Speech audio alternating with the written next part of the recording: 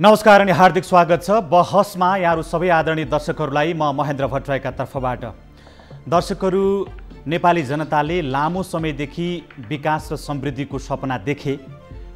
त्यो सपना साकार पार्नका लागि नेपालका राजनैतिक दल अथवा नेतृत्वकर्ताहरूले गरेका अनेकन आह्वानमा नेपाली जनताले दिलो ज्यान दिएर सहभागिता जनाए। त्यो पटक पटक नेपालमा राजनैतिक आन्दोलनहरू भए, यहाँसम्म कि सशस्त्र द्वन्द्वसम्म जनता र देशका नाममा भयो। यसको एउटै उद्देश्य थियो नेपाललाई समृद्धिको बाटोतर्फ लैजाने, नेपाली जनताको जीवनमा उन्नति हासिल गर्ने।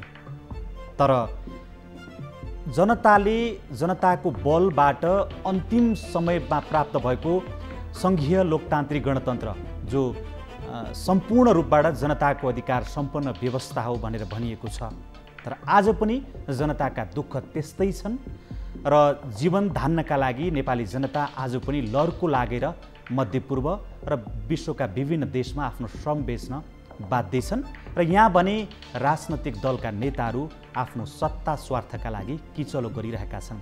आज यो दर्शकहरूका बीचमा यो संवाद आरम्भ गरिरहेका बखत पनि नेपालमा अब कसको नेतृत्वमा सरकार बन्ने भन्ने किचोलोमा राजनैतिक दलहरू निरन्तर चलिरहेका छन्। प्रधानमन्त्री केपी शर्मा ओली, जसको नेतृत्वमा रहेको नेकपाले यस अगाडि 2/3 नजिकको बहुमत प्राप्त गरेको थियो। जनताले केपी ओलीका माध्यमबाट, नेकपाका माध्यमबाट देशलाई समृद्ध बनाउने र जनताको जीवन उकास्ने जुन अपेक्षा गरेका थिए, थाहा छैन किन उहाँहरूले बिचमै यो खालको विवाद सिर्जना गर्नुभयो र अहिले जनताको अभिमतको समेत बर्खिलाप हुने गरिकन बिचैमा संसद विघटन गर्ने काम गरियो र अहिले राजनैतिक रङ्गमञ्चमा विवादका सन्दर्भहरू देखा परेका छन्।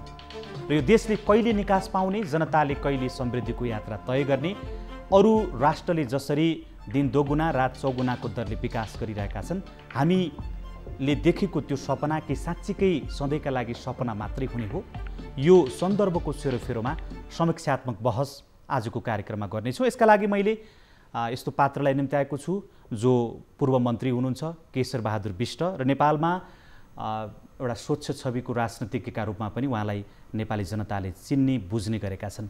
धेरै धेरै स्वागत छ केशर बहादुर बिष्टजी, यहाँलाई धन्यवाद। जुन समयमा तपाईँसँग मैले संवाद अथवा यो बहस गर्न खोजिराखेको छु, हामी यस्तो बेलामा छौँ सपनाका चाङमाथि राजनैतिक दलका नेताहरूले राजनीति गरिरहेका छन्, जनताको सपनाका चाङमाथि। निकासको फेरो कतै देखिँदैन। तपाईँले चाहिँ कसरी हेरिराख्नु भएको छ आजको यो राजनैतिक जुन अन्योलता छ? यद्यपि यो स्थायी छ नेपालमा राजनीतिक अन्योलता भन्ने शब्द, आज चाहिँ कुन अवस्थामा छौँ हामी, तपाईँले कसरी हेर्नु भएको छ? भट्टराईजी, तपाईँको प्रश्नमै तपाईँको जवाफ सुनिसकेँ मैले। यो सपनाको चाङ छ नि, जो शब्द प्रयोग गर्नुभयो, सपनाको चाङ हो, त्यही हो। सधैँ सपनाको चाङ बनाउनलाई सफल मान्छेहरूले एक सपना बनाउने, त्यो सपना एक्सपोज हुने, जनताले थाहा पाउने या भत्किने या त्यसलाई भत्काइने, अनि अर्को सपना सुरु हुने, अर्को सपना फेरि बुन्ने, त्यो सपना फेरि भत्किने, फेरि भत्काउने, फेरि अर्को सपना सुरु हुने। यो 30 वर्ष भयो, 30 पुगेर 31 वर्ष भयो। सपनाको चाङ बन्दै भत्किँदै बन्दै भत्किँदै बन्दै भत्किने हुने भएको, अहिलेसम्मको बनेको चाङ अब भत्किन सुरु भयो। अब अर्को कसले कुन बेला फेरि अर्को चाङ बनाउने हो, त्यो हेर्नु नै बाँकी छ। किनभने सत्य वचन र सत्य कर्मको राजनीति भएन। राजनीतिमा जे पनि हुन्छ भन्ने नाममा झुठो जतिको नाम राजनीति, बेइमानी जतिको नाम राजनीति, नकली कुराको नाम राजनीति, धोखाको नाम राजनीति, ज्यान मार्नेको नाम राजनीति, विकृति र विसङ्गतिको जतिको नामलाई राजनीति भन्ने बुझाएपछि जुन कुरा राजनीति होइन, राजनीति भने त नीतिमध्येको सबैभन्दा ठुलो चिजको नाम पो त, या राज्य सञ्चालक, प्रमुख राज्य सञ्चालकले राज्यको हितको निमित्त गरिने नीतिको नाम राजनीति हो। हामी कहाँ यहाँ आजको दिन राज्यको सबैभन्दा प्रमुख मान्छे को भन्दा केपी शर्मा ओलीजी, केपी शर्मा ओलीजी कस्तो सपनाको चाङ बनिराख्नु भएको छ भने एकै दिन 300 सडकको उद्घाटन गरिदिने, नबनेको सडकको 165वटा सडक होइन, नबनेको सडकको बनेको सडकको गरे भए पनि एउटा कुरा, 300 दिन शासनमै बसेर दिनको एउटा उद्घाटन गरे भए पनि एउटा कुरा। आजभोलि त डिजिटल प्रविधि प्रयोग गरेर रिमोटबाट उद्घाटन गरिदिने, 20 वर्षसम्म अर्कोले कामै गर्न नपर्ने गरी बिजुलीको जति सबै उद्घाटन गरिदिने, सडक जति सबै गरिसिधाइसक्नुभयो, बिजुली जति सबै गरिसिधाइसक्नुभयो, अस्पताल जति 300 अस्पताल बनाइसक्नुभयो, शिलान्यास गरिसक्नुभयो। मतलब गर्नुपर्ने र मुलुकको लागि गर्नुपर्नेमा उहाँले उद्घाटन गर्न बाँकी एउटा छ। हप्ता दिन ढिला भयो भने पाउनुहुन्न कि भन्ने मलाई तपाईँले यसो भनेर त मलाई यसमा थप प्रश्न गर्न मन लाग्यो। जो उद्घाटन गरिराख्नु भएको छ प्रधानमन्त्रीज्यूले होइन, यो 30 वर्षको तपाईँले समीक्षा गर्नुभयो, त्यो सबै जनता र देशका नाममा भएको विषय हो होइन।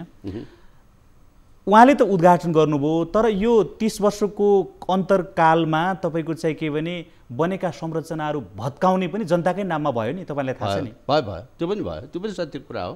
तर उद्घाटन त बरु तपाईँको चाहिँ नबन्या भए पनि त्यो गलत काम त खासै त्यत्रो अपराध त होइन।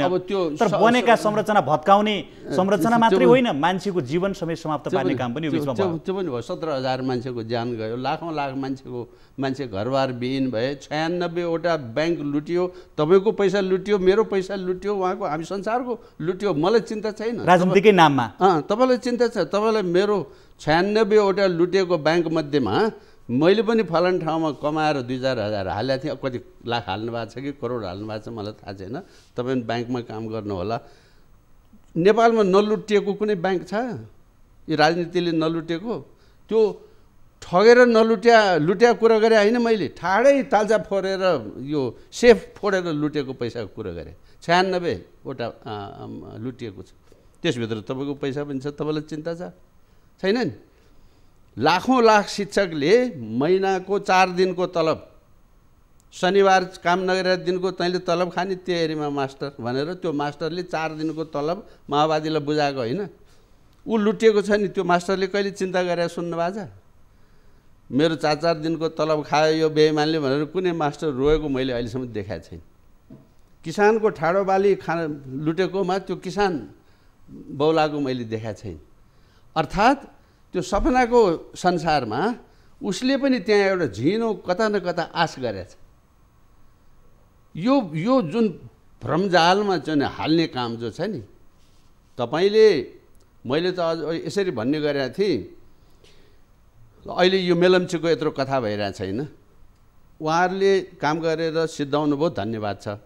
यसमा धन्यवाद भन्नलाई कन्जुसाइ गर्नुपर्ने कुरा केही पनि छैन। तर यदि कामको सुरुवातको सम्झना गर्ने हो भने त कृष्णप्रसाद भट्टराईलाई बिर्सिन मिल्दैन, राजा वीरेन्द्रलाई बिर्सिन त मिल्दैन नि। अब बिर्सिने हो भने त त्यसको औषधि छैन। त्यसै भएर मैले अघि भन्दै तपाईँले चाहिँ बिचमा गर्नुभयो। एउटा काम छुट्ला ओलीजीको भन्ने पिर छ मलाई।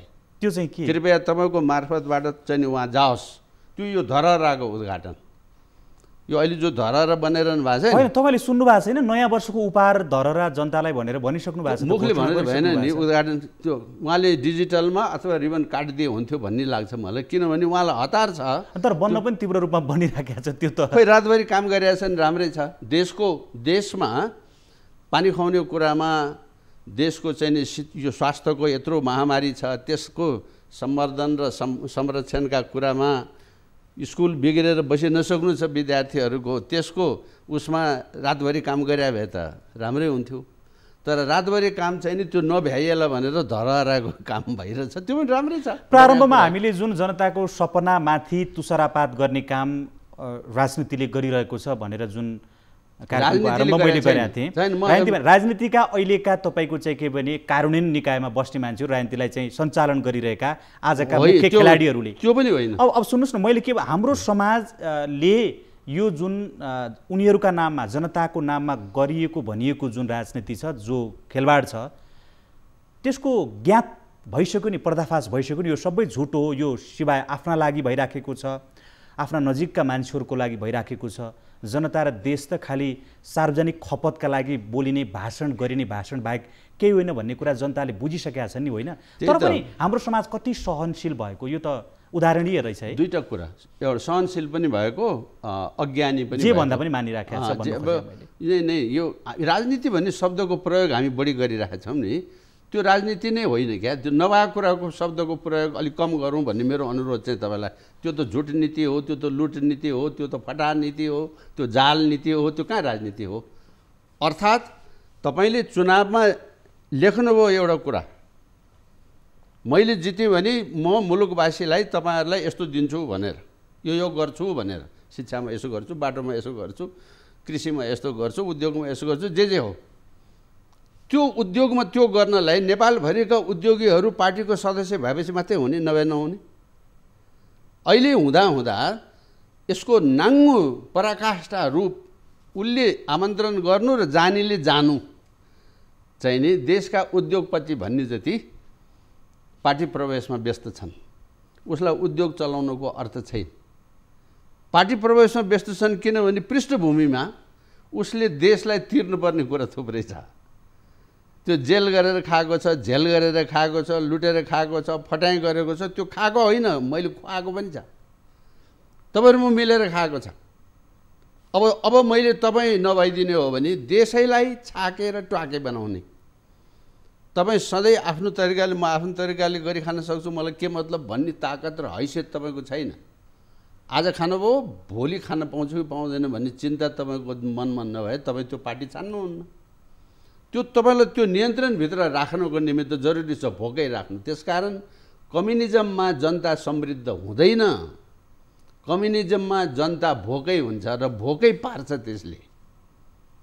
जति भोको पार्यो त्यति त्यो तपाईँको हुन्छ। तपाईँ त राजनीति शास्त्रको अध्येता पनि, मैले शास्त्रीय कुरा गरेको होइन, ठिक छ। तर यो कम्युनिजम चलिराखेको छ र हामी कहाँ? कम्युनिजम त ब्रान्ड बोर्डमा मात्रै छ नि, साइन बोर्डमा। बिल्कुल। त्यसै भए त सबैले कम्युनिजम भइदिएको भए राम्रै हुन्थ्यो। कम्युनिजमको नाममा कम्युनिजममा हुने विकृति, संसारमा कुनै राजनीतिक व्यवस्था यस्तो छैन जो 100% राम्रो होस्, कुनै व्यवस्था यस्तो छैन जो 100% नराम्रो होस्। हाम्रो आवश्यकता र हाम्रो माटो, हाम्रो समाज, हाम्रो परिस्थिति, हाम्रो जनसङ्ख्या, हाम्रो भूगोल, हाम्रो सैनिक सामरिक ताकत, हाम्रो अर्थ ताकत, सारा कुरासँग हामी हाम्रो बाटो तय गर्ने हो। त्यो बाटो त्यसै बन्दैन। मलाई गर्न त थुप्रै गर्ने कुरा इच्छा छ होला, तर मैले चाहेर मात्रै हुँदैन। किनभने त्यहाँ यसले छेक्छ, त्यहाँ यो अप्ठ्यारो छ, यहाँ यतातिर अर्को छ। बाख्राले धेरै ठुलो फुर्ती गऱ्यो, छेउमा बाघ छ भन्ने कुरा बुझेर फुर्ती गर्नुपर्छ। त्यो बाघ रिसाएपछि त बिग्रिन्छ नि। यो त एउटा हाम्रो कुटनीतिसँग, सामरिक मामलासँग, सारा कुरासँग मतलब राख्ने कुरा। तपाईँले भन्न खोजेका चाहिँ जस्तो हाम्रा राजनीतिज्ञहरू जो सत्तामा अहिले छन् पछिल्लो कालमा, उहाँहरूले चाहिँ गर्न खोजेको तर कुनै ठाउँबाट गर्न नदिएको हो कि गर्न खोजेकै होइन, उहाँहरूकै चाहना त्यही हो कि? होइन, गर्न खोजेकै होइन।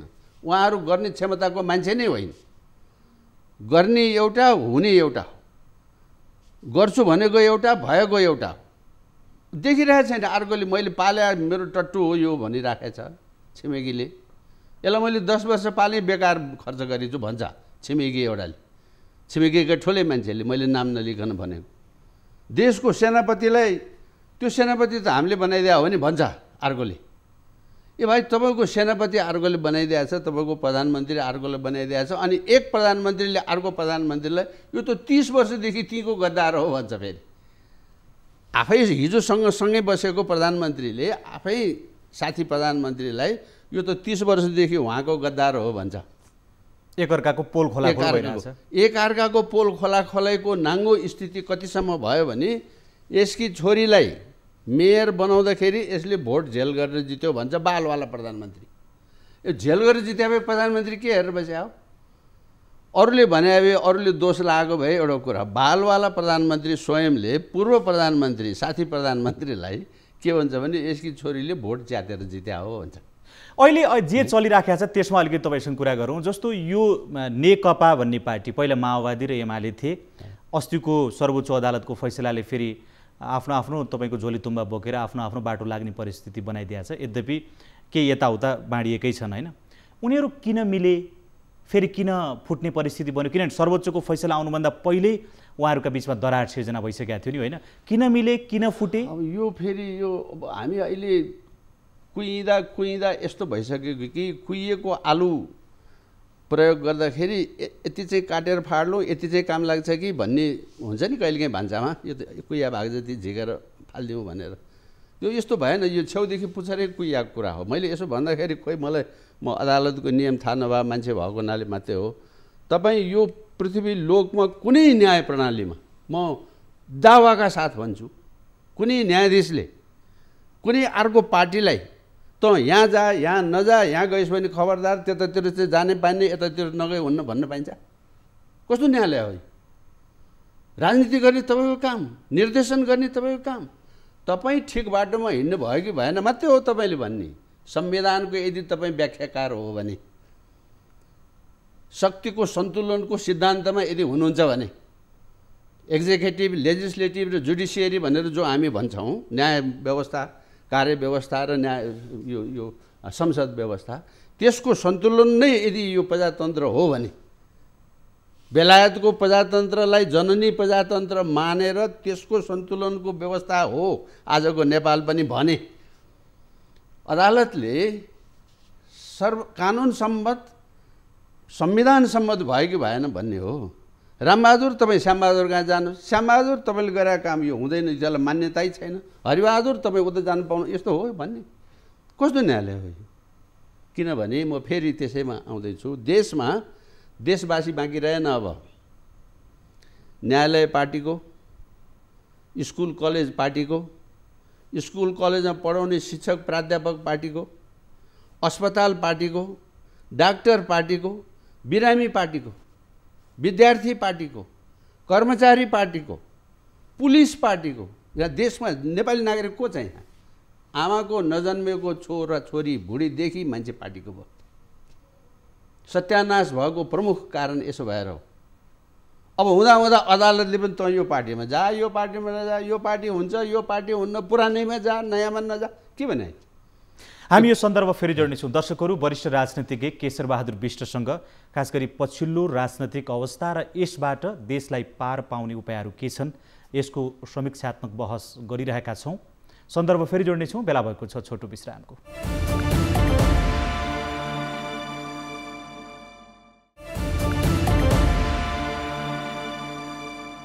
विश्रामपछि पुनः स्वागत छ। बहसको आजको यो श्रृङ्खलामा वरिष्ठ राजनीतिज्ञ पूर्व मन्त्री केशरबहादुर विष्टसँग हामीले कुराकानी गरिरहेका छौँ। पुनः यहाँलाई स्वागत छ हाम्रो कार्यक्रममा। अहिलेको राजनैतिक खेल मैदानमा जे परिदृश्यहरू देखिएका छन्, यी कृत्रिम हुन्, प्राकृतिक हुन्, के हुन्? किनभने प्रधानमन्त्रीका विरुद्ध एउटा ठुलो तपाईँको चाहिँ के भने गठबन्धन गरिएको थियो, संसद पुनर्स्थापना भयो। अब प्रधानमन्त्रीलाई नैतिकताका आधारबाट सत्तामा बस्ने कुनै अधिकार छैन भनेर भनिएको छ, तर प्रधानमन्त्री राजीनामा दिने परिस्थिति छैन। प्रधानमन्त्री के भनिराख्नु भएको छ भने, हाम्रो संविधानले जे व्यवस्था गरेको छ, अविश्वासको प्रस्ताव ल्याऊ, मलाई हटाऊ, अर्कोले आएर बस, मलाई कुनै आपत्ति छैन। तर त्यसो गर्न पनि सकिराखेको छैनन्। यहाँ भइराखेको के चाहिँ मान्छेले बुझिरहेको छैनन् के? यो अब यसरी भनौँ, प्रधानमन्त्रीजीले जब यति हुनामी भइसकेपछि, यति तल्लो स्तरको हदको पराकाष्ठा भइसकेपछि, जान गए पनि राजीनामा दिन्न भनेर त्यो राजनीतिको स्तरहीनताको तल्लो तहमा उत्रिनुभन्दा छोडिदिएको राम्रो। यो मेरो भलादमी कुरा मात्रै भयो। तर उहाँलाई छोड्ने इच्छा छैन, उहाँ नछोड्न सक्नुहुन्छ। अब यहाँनिर आयो मेरो कुरा चाहिँ, उहाँले छोड्नु भएन भने उहाँ नछोड्न सक्नुहुन्छ। उहाँले हिजो संविधान के अरे यो संसद खारेज गर्नुभयो, खारेज गर्न सक्नुहुन्थ्यो, गर्नुभयो, त्यसमा मलाई आपत्ति छैन। गर्नुहुन्थ्यो कि हुन्थेनमा मेरो बहस छ, नगरे अब हुन्थ्यो भन्छु म चाहिँ। तर प्रधानमन्त्रीले त्यो खारेज गर्न पाउँथ्यो कि पाउँथेन भने पाउँथ्यो। यो देशमा राजनीति जुन अघि नै तपाईँले चाङचाङको कुरा जो गर्नुभयो नि, 30 वर्षदेखि मात्रै होइन, त्योभन्दा पहिलेदेखि पनि, पञ्चायतको पनि 30 वर्ष थप्नु भए पनि हुन्छ। तपाईँले त्यो खालको राजनीतिक परिवेशको हकमा आफूलाई चाहिए बेलामा संविधान मिच्ने त चलनै हो, सबैले गर्दै आएका चलनै हो। त्यसकारण आफूलाई खुसी परे बेलामा चाहिँ मिच्या ठिक, आफ्नो सुविधा भएको बेलामा मिच्या ठिक, आफूलाई बेफाइदा भएपछि मिच्या बेठेक भन्ने कुरा त्यो फजुल तर्क हो। तपाईँले म त्यसैमा आएँ। जस्तो यो बिचको आन्दोलन क्रान्ति अभी के जे नामका चिजहरू भए पनि है, तपाईँले पहिलो टर्म जनताले चुनेरै संविधान सभा बनाउनु भयो। चुनिया ठिक भयो कि भएन, लुट्यो, बन्दुक देखायो, जबरजस्ती गऱ्यो, यो भागलाई अहिले छोडिदिनुहोस्, चुनेर गर्नुभयो। त्यस पछाडिको संविधान सभा त लुटेर गर्नुभयो। कहाँ छ संविधान? दोस्रो संविधान एक अवधि तपाईँले आफैले आफूलाई मैले थपेर खाइदिएँ जाला, तैँले के गर्छस् भनेर जबरजस्ती थपेर खाइदिनु भयो। कहीँ संविधानमा भएको कुरा हो र यो? महाराज सरकारलाई तपाईँले जबरजस्ती बाध्य गराउनु भयो। राजासँग कहाँ अधिकार थियो? अवधि सकेर घर बसिसकेका संसदलाई पुनर्बहाली गर्ने के भने?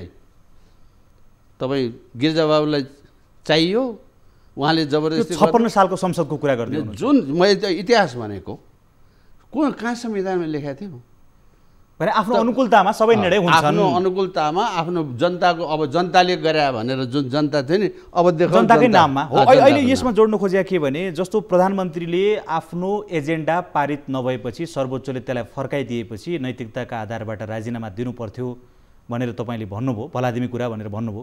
उहाँले दिनु भएन, तर उहाँका विरुद्ध रहेको जो राजनीतिक दलहरू थिए, उहाँहरूको जुन गठबन्धन बनाउने भनेर भनिएको छ, उहाँले हटाए भइगयो नि त। यदि प्रधानमन्त्रीको यो कदम चित्त बुझ्दो थिएन हो, किन सकिराख्नु भएको छ? यहाँ कहाँ अड्को यो विषय के हो? अब त्यसको स्वार्थ भयो। जस्तो माओवादीले समर्थन फिर्ता लिएको मिनेटमा सभामुख गयो हो, त्यो सभामुख त्यो बेच छोड्न तयार छ। त्यतिका मान्छे मारेर ऊ बल्ल त त्यहाँ पुगेछ भर्खर, अब ऊ छोड्न तयार छ। त्यो उपराष्ट्रपति जनताले 5-5 रुपियाँ मुठी दान दिएर त्यति बेला बडा महारानी ऐश्वर्यको अगुवाईमा भएको हो यो सामाजिक संस्था बनाएर उसलाई सरकारले दिएको अर्को ठाउँ चित्त बुझेन, ऊ लुटेर ती घरमा बस्न गएको छ, त्यो जान्छ भोलिबाट उसले छोड्छ त्यो।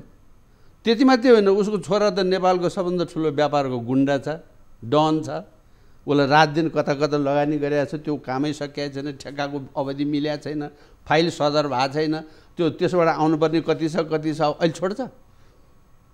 तपाईँको राजनीति नै भयो। त्यसै त मैले भनेको लुट नीतिमा तपाईँ हुनुहुन्छ, तपाईँको विवेकको राजनीतिमा तपाईँले दिन घन्टासँग के मतलबको कुरा हो? 1 वर्षसम्म अफिसको ढोका नछिरेको प्रधानमन्त्री अहिलेको सक्रियता हेर्नुहोस् त बालुवाटारमा। कि यो बालुवाटार भनेको पार्टीको चाहिँ भोज खाने कार्यालय, यो पार्टी प्यालेस हो? यो रात दिन त तपाईँ खाने खुवाउने काम गरिराख्नु भएकै छ। मासु भात र चिउरा खाजाको खर्च नै 30 करोड नागिसक्यो अरे भन्छन्। अब आई डोन्ट नो, त्यसमा चाहिँ मैले अब प्रमाणसहित म भन्न सक्दिनँ। उहाँको खाजा खर्चै त्यत्रो छ। पार्टी कार्यालय हो त्यो, पार्टी छुट्टै छ, त्यत्रो सिंहदरबार छुट्टै छ। 1 वर्ष भयो प्रधानमन्त्रीले अफिस नटेका।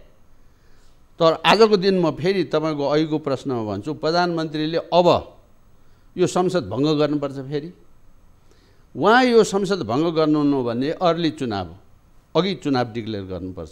त्यो मलाई चित्त बुझ्दैन। म त यो संविधानै खारेज हुनुपर्छ, संविधान बेठिक छ भन्ने मान्छे। उहाँहरूले जो राजीनामा दिने र नदिनेको जो तमासा जो अहिले गरिराख्नु भएको छ, नेपाली काङ्ग्रेसले चाहिँ प्रधानमन्त्रीले राजीनामा गर्नुपर्छ भनेर राजीनामाको र शब्द झिक्न पाएको छैन। पश्चिम कतातिर हो भाषण गर्दै उफ्रिराख्या पुष्पकमल दाहालजी त रातारात दौडेर यहाँ आएर देउवासँग सिट मिलाउनु भयो, हिँडिरहनु भएको। तर कुरा अझै मिलेको छैन। अब कसरी मिल्ने कसरी? उहाँले मिलाएर मिल्छ? ल मिलाउने कसले त यस्तो बेलामा? अब त खोइ सेनाले मिलाउँछ कि कसले मिलाउने? भने सेनाले कसरी मिलाउने प्रश्न जनताले बुझ्ने भाषामा बताइदिनुहोस् न। होइन, अब उहाँहरू सरकारमा बसुन्जेल यो लुट, यो खसोट, यो बेकायदा, यो मनपरी, यो राज्य नै होइन, राज्य नीति नै होइन, लुट नीति, खसोट नीति हो बाबा। तपाईँको संविधानले काम गरेर आज म तपाईँलाई प्रश्न गर्छु सार्वजनिक, ल यो अहिलेको सरकार संविधानको कुन धाराको सरकार? ल म एउटा लाटो मान्छे, मलाई बुझाइदिनुहोस् त यो कुरा। हिजो 2/3 नजिकको सरकार थियो, संविधानको एउटा धारा बोल्थ्यो त्यसमा है। अब तपाईँले भने जस्तो यो अघि यो महापुरुष निस्किनु भयो नि उहाँ अदालतको, उहाँले यस्तो प्रबन्ध गरिदिनु भयो। अब यो के हो? यो बहुमतीय सरकार हो। यो संविधानले त सरकार यही 3-4 प्रकारको नै कल्पना गरेको छ। या त बहुमतीय सरकार हुन्छ, या मिलिजुली सरकार हुन्छ। अहिले मिलिजुली सरकार कसरी आफैले भनेर सुको पाइन्छ? माओवादी पार्टी समर्थन जारी छ, माओवादी पार्टी समर्थन जारी छ भन्ने कुरा मुखले त्यसरी भनेर माओवादी पार्टी नै भएको छैन। त्यो त अदालतले भनिदिया मात्रै हो, कहाँ त्यसको विधि? यो दैनन्दिन जुन कुराहरू चलिराखेको छ यो यसबारे मनकै बहस पनि भइसकेको छ। तपाईँले हामीले बहस होइन, तपाईँ हल्कामा मनपरी भन्नु भएन नि। अवश्य पनि सुरुमा हामीले जुन विषय उठान गरेका थियौँ, जनतालाई एउटा सपना देखाउने फेरि भत्किने, अर्को सपना देखाउने फेरि भत्किने, पटक पटक मान्छेहरूलाई आन्दोलनमा सहभागी गराइयो, युद्धमा सहभागी गराइयो होइन। अहिले पनि तपाईँले भन्नुभयो जुन सपना देखाइएको थियो त्यसको पनि हामी चरमचुलीमा पुग्यौँ, अब यो भत्किन्छ भनेर भन्नुभयो नि। अब भत्किएर हामी जाने कता? अब योभन्दा पनि उता अर्को राजनीतिक व्यवस्था छ कि? किनभने जनतालाई तपाईँको चाहिँ के भने लोकतान्त्रिक व्यवस्था अनुसार जनताकै आन्दोलनबाट स्थापित भएको लोकतान्त्रिक गणतन्त्र भनेर भनिएको छ। त्योभन्दा अब जाने कहाँ त? अब नवस्थापित राजनीतिक शास्त्रीय दृष्टिकोणले भन्नुपर्दा नवस्थापित राज्य प्रणालीमा साइकल हुन्छ, साइकलकै पाङ्ग्रा जस्तो पाङ्ग्रा हुन्छ। त्यसको सबै चुली पार गर्दै गएपछि फर्केर त्यहीँ आइपुग्छ। नेपालमा पुनः एकपटक फेरि संवैधानिक राजतन्त्रको स्थापना हुनुपर्छ। नेपालमा पहिचान भएको व्यक्ति र पहिचान भएको राष्ट्रको रूपमा यसलाई चिनिनुपर्छ। तपाईँ कहिले पनि नभएको, संविधानले कहिले नलेखेको तर स्वतः अन्डरस्ट्यान्डिङमा भएको बेलायतको संविधान जस्तो नेपाल हिन्दू राष्ट्र हो। कुनै संविधानमा हिन्दू राष्ट्र लेखेको छैन देशमा, तर यो संविधानले नेपाल धर्मनिरपेक्ष भनेर लेखिदिएपछि अब हिन्दू राष्ट्र नराखिसक्नु पाउनुहोस् भन्ने कारण त्यसो भएर हो। म फरक मैले अनुरोध गरेँ, नेपालमा 19 साल 17 साल 46 साल जति सालका संविधान के अरे यो संविधानहरू बने, कुनै संविधानमा यो देश हिन्दू राष्ट्र भनेर कहिले पनि भनेको छैन। यो देशको राजा हिन्दू राजा हुन्छ चाहिँ भनेको छ, देश हिन्दू राष्ट्र घोषणा गरेको छैन। तर यो परिवर्तनले के गर्यो भने देश धर्मनिरपेक्ष घोषणा गर्यो, सेकुलर भन्यो। जुन कुरा हिन्दुस्तान जस्तो देशमा पनि पछिल्लो संशोधनमा आएर बल्ल बल्ल यति एउटा शब्द राख्यो, नत्र त्यहाँ पनि थिएन। अब तपाईँले जबरजस्ती तपाईँले एउटा कुरा आफूलाई घोषणा गरिसकेपछि म यो कुरा मान्दिनँ भन्नलाई हिन्दू राष्ट्र चाहियो भन्नु पर्यो, नत्र त्यो नभनेर पनि यो स्वतः सर्वधर्म समभावको देश थियो, जसलाई परिवर्तनका एजेन्डा भनिएको छ नि। जनताको माग आन्दोलनको एजेन्डा होइन नि बाबा, जनताको भावना अनुसार यो गरिएको भन्ने होइन, भावनै होइन। मलाई बताउनुहोस् कुन चाहिँ यो आन्दोलनको ताका वा आन्दोलनको अवधिमा राजा फ्याँक्ने कहाँ भनेको छ? धर्म फ्याँक्ने कहाँ भनेको छ? संहिता लागू गर्ने कहाँ भनेको छ? 12 बुँदेमा कहाँ छ? अब उपरान्त नेपालमा डिक्टेटोरियल किङसिप नराख्ने भनेको छ, कन्स्टिट्युसनल मोनार्क फाल्ने कहाँ भनेको छ? हुँदै नभएको कुरा जबरजस्ती गरिरहनु भएको छ तपाईँ। न त्यो आन्दोलनमा थियो, न कुनै किसिमको चाहिँ यो यो यो यत्रो परिवर्तनको सिलसिलामा थियो, कहीँ पनि नभएको कुरा। त्यसमाथि तपाईँले आफूप्रति इमान्दार नभएको भने मैले त्यही भएर त भने, त्यसमाथि यो उसमा चाहिँ नि यो काङ्ग्रेस र एमाले भन्ने तत्त्व त कस्तो भने यो त पार्टी नै होइन नि। त्यसो भने मतलब के भन्नुहुन्छ भने आफ्नो देउता जस्तो मानेको सन्त मान्छे जो अघि मैले छासन नाम जे कृष्णप्रसाद भट्टराईजीले 2 वर्षमा बनाउने भने संविधान 2 वर्षमै बनाएर नेपाली जनतालाई बुझाएको हो नि। उहाँले मात्रै बनाएको होइन, काङ्ग्रेसको पनि भाइहरूको प्रतिनिधि भएर, एमालेको पनि, माओवादको पनि, साम्यवादको पनि, जे वादको नाम हाल्नुहोस् त्यो सबै लेफ्ट भनौँ न, त्यसको समेत पनि प्रतिनिधि भएर र राजाको समेत प्रतिनिधि भएर 47 सालको संविधान अर्काले बनाएको होइन नि, हिजोको पञ्चले बनाइदिया होइन नि, वा म जस्तो मान्छेले बनाएको होइन नि। त्यही काङ्ग्रेसले बनाएको, त्यही एमाले बनाएको, राजाले बनाएको, आफैले बनाएको र आफ्नो कर्मप्रति यत्रो अविश्वास गरेर लात्ती हिर्काएर फ्याँक्ने निर्लज्ज नालायकहरूले अहिले आएर यो 72 को संविधान फ्याँक्यो भने यो कुन आश्चर्यको कुरा भयो र? किनभने माओवादीले लोभ देखायो, माओवादीले तर्सायो, माओवादीले 72 को संविधान फ्याँक्नुपर्ने कारण के एउटा कुरा। दोस्रो कुरा चाहिँ यति छिटो तपाईँको राजनैतिक परिवर्तन देशले जुन भोग्नु परिरहेको छ यसमा चाहिँ के भने साधन स्रोत शक्ति त्यसमा राजनीतिक परिवर्तनमा लाग्ने गरेको छ कि अरू जनताको विकास समृद्धि जुन जुन एजेन्डाहरू छन् त्यसमा लाग्नु परेको छैन। तपाईँको विचारमा चाहिँ तपाईँले आफ्नो धारणा त राख्नुभयो, तर तपाईँको विचारमा यो व्यवस्था संविधान खराब हो कि त्यसलाई कार्यान्वयनको जिम्मा लिएका नेतृत्व पङ्क्ति जो छ उहाँहरूको क्षमताका कारणले यसो भएको? किनभने व्यवस्था आफैमा खराब हुँदैन नि, विश्वमा विभिन्न प्रकारका व्यवस्थाहरू अभ्यास गरिरहेका छन् हैन? बिल्कुल त्यो सही तपाईँले भने कसरी जाने यो के भनेदेखि प्रजातान्त्रिक व्यवस्था यो संविधान फाल्नै पर्ने यो त फाल्नै पर्यो, यो त फाल्ने, किनभने यसले यो नेपालीले बनाएकै होइन, यो नेपालको माटोमा फिटै गर्दैन। नेपालको यो त विदेशीले बनाएको भयो, युरोपियनले बनाएको भयो, धर्म मास्न चाहनेहरूले बनाएको भयो, राजा मास्न चाहनेहरूले बनाएको भयो, पहिचान मास्न चाहनेहरूले बनाएको भयो, देशलाई गुलाम बनाइरहन चाहने मान्छेहरूले बनाएको भयो, निजी स्वार्थको निमित्त मुलुक साट्नलाई इच्छा भएका मान्छेहरूले बनाएको, देशवासीले कहाँ बनाएको? तपाईँ गुलाम बनाएको भन्नुहुन्छ, तर अहिलेका राजनीतिज्ञहरू मूलतः प्रधानमन्त्री के भन्नुहुन्छ भने अहिले जस्तो देश स्वतन्त्र कहिल्यै छैन, किनभने हामीले लामो समयदेखि दशकौँदेखि गुमेको भूमि आफ्नो नक्सामा समावेश गऱ्यौँ। लिम्पिया, धुरा, लिपुले, कालापानी जस्ता भूभागहरूलाई नक्सामा समावेश गरिएको छ। संसारमा चाहिँ निर्धक्क छाती फुलाएर देशको चाहिँ के भने प्रतिनिधित्व गर्न सकिएको छ। यही भनिराख्नु भएको छ नि उहाँले। उहाँहरू आकाशमा कुखुरा पाल्न जान्ने पार्टी हुनुभयो, उहाँहरूको आकाशमा कुखुराले बेसरी फुल पारिरहेछ अहिले। उहाँले भनेको कुरा त्यति हो। नक्सा तपाईँले चाहे त्यो चुच्चे राख्नुहोस् या चुच्चे झिक्नुहोस्, त्यो चुच्चेको प्रयोग तपाईँले गर्ने ताकत राख्नु पर्यो। मेरो भनाइ चाहिँ त्यो हो, चुच्चेको प्रयोग गर्न। चुच्चे कहाँ छ तपाईँलाई थाहा छ? हल्ला गरेर भरमा उ गरिरहनु भएको, त्यो त किन चाहियो? सुस्ता कहाँ छ थाहा छ? वाह, सुस्ता हराइराखेको छ, चुच्चे नक्साको गफ गर्ने नेपालीसँग। सुस्ता कहाँ छ मलाई बताउनुहोस्? यदि 171वटा ठाउँमा हाम्रो जङ्गे पिलर भत्किएको छ भने त्यो भत्किया कुरा नेपाली जनतालाई के आँखा चिम्लिनु पर्ने? अनि त्यो नक्सामा कागजमा त्यो चुच्चा पनि कोरिया छ भनेर हामी चाहिँ मक्क पर्नुपर्ने? झुटो कुरा हो, झुटो। अन्तिममा हाम्रो समय एकदम सकिन लागेको छ। अन्तिममा चाहिँ हाम्रो देशको भविष्य तपाईँ कस्तो देख्दै हुनुहुन्छ? किन संविधान पनि भत्किनुपर्छ भनिराख्नु भएको छ, निकट भविष्यमा हामी कता जाँदैछौँ? संवैधानिक राज संस्था पुनर्स्थापना भएन भने,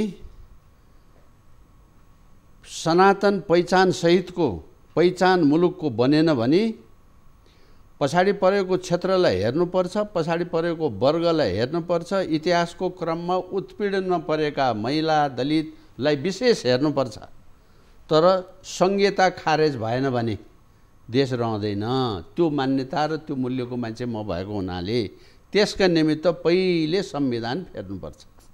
संविधान फेर्नलाई सहमतिले सल्लाहले हुन्छ, 47 को जस्तो फेरौँ, एउटा टेक्ने ठाउँ बनाऊ। समयले संविधान भने आज बनाएपछि जिन्दगीभरलाई हुने कुरा होइन।